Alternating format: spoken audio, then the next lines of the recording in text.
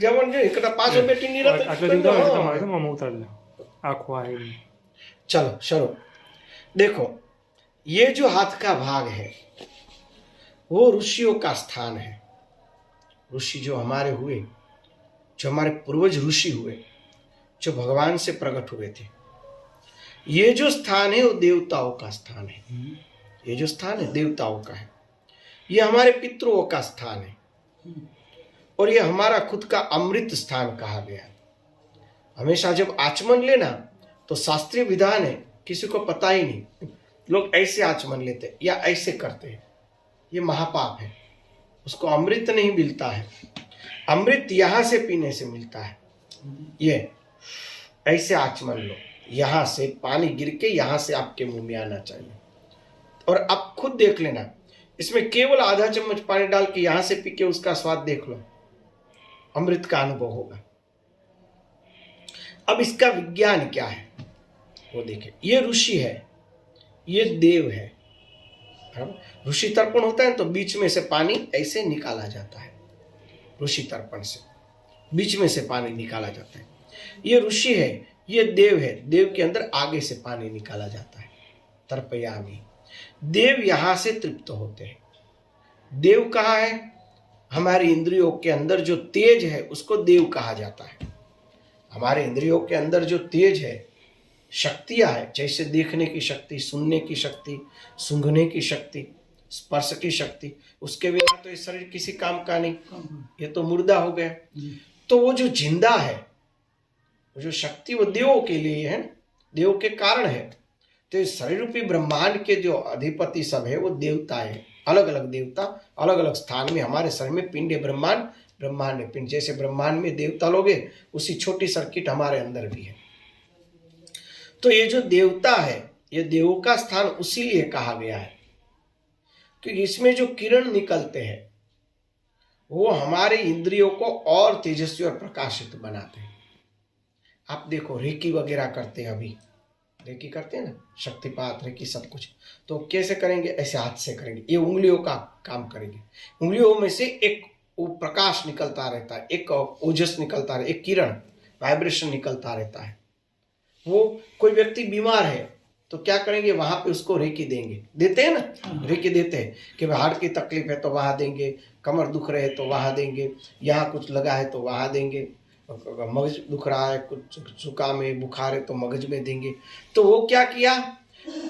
जो सामने वाले के अंदर देवत्व कम हो रहा था, देवत्व जहाँ खुट रहा था, क्या कम था, वो देवत्व जो कम था उसको अपने देवत्व से उस देवत्व को बढ़ा दिया। तो ये देवों का स्थान उसलिए कहा गया है, बराबर है, देवों का स्थान उसलिए कहा गया है।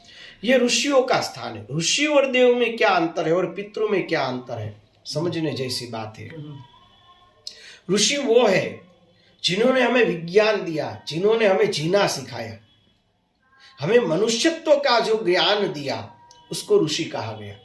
और पितरों यानी हमारे पूर्वज, जिन्होंने ये शरीर दिया, जिन्होंने संस्कृति दी, वो ऋषि है। और जिन्होंने शरीर दिया वो पितृ है, बराबर। ये शरीर दिया वो पितृ है और हमारी संस्कृति दी वो ऋषि है।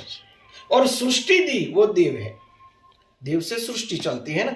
ये देखने की शक्ति, अगर देखने की शक्ति चली जाए तो देखने वाली सृष्टि हमारी चली गई। सुनने की शक्ति चली जाए तो सुनने वाली शक्ति चली गई, बराबर है।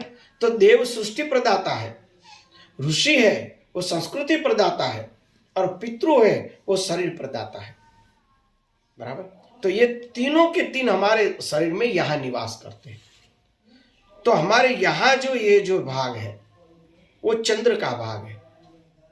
ज्योतिष के आधार से देखो तो ये चंद्र का स्थान है, ये चंद्र का स्थान है। ये हमारे मन का स्थान है। जो मन जो है ना, मन वो विज्ञान का विकास करता है। चिंतन से हम चिंतन करते हैं और विज्ञान को प्रस्थापित करते हैं। वो कौन करते हैं? ऋषि।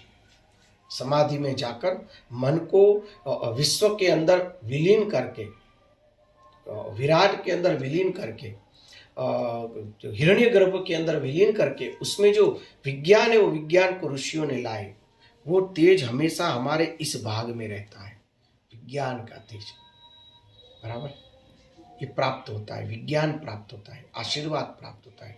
आशीर्वाद ऐसे करते हैं ना, आशीर्वाद प्राप्त करते हैं। ये जो स्थान है यहाँ पे, ये जो स्थान दोनों को मिलने का स्थान है, वो विज्ञान का स्थान है। विज्ञान यहाँ से प्रादुर्भूत होता है। हमारे ऋषि कितने चिंतनीय थे, इसलिए ऋषियों का तर्पण यहाँ से होता है। यहाँ ऋषि तृप्त होते। ऋषि यानी हमारा विज्ञान, हमारे अंदर जो विज्ञान पढ़ा है, शास्त्र पढ़े हैं, जो सुषुप्त रूप से पढ़े, सबके अंदर पढ़े, सुषुप्त रूप से पढ़े, बाहर तो पढ़ते हैं, समझ अंदर से आती है ना। एक ही पुस्तक आपको पढ़ने दिया तो आपको कुछ समझ में ही नहीं आया, 5 वर्ष के बाद वो आपने पढ़ा तो पूरा आपको नॉलेज आ गया। तो 5 वर्ष के बाद क्यों आया? क्योंकि अंदर वो प्रकट हुआ, तब आपके अंदर वो प्रकट नहीं हुआ था। तो इसके अंदर जो ये तेज है, वो हमारे अंदर वो जो शास्त्र है, शास्त्र का ज्ञान समझने की शक्ति हमारे इस भाग में रहती है, इस भाग में। ये देवत्व, हमारे कोई सामने वाले व्यक्ति के अंदर देवत्व कमजोर है, हमारा देवत्व ज्यादा है, तो क्या करेंगे? जो तपस्वी है, ज्ञानी है, वो क्या करेंगे? उसको रेकिया दे देंगे, आशीर्वाद देंगे, तो वो आशीर्वाद भी यहीं से निकलते हैं जी। तो उससे क्या होता है? उससे क्या होता है? फिर स्पर्श करते हैं, बच्चे को आशीर्वाद दो कि बच्चा पढ़ाई में अच्छा हो जाए। तो आजकल के लोग मूर्ख मानते हैं कि बच्चे के सिर पे हाथ दे दिया और क्या बच्चा पढ़ाई में वो फास्ट हो जाएगा? हो जाएगा, क्योंकि यहाँ पे देवत्व पड़ा हुआ है। वैसे ही छुआ, ऐसे सिर को छूते हैं तो जो देवत्व है, संकल्प के द्वारा वो देवत्व उसके अंदर प्रस्थापित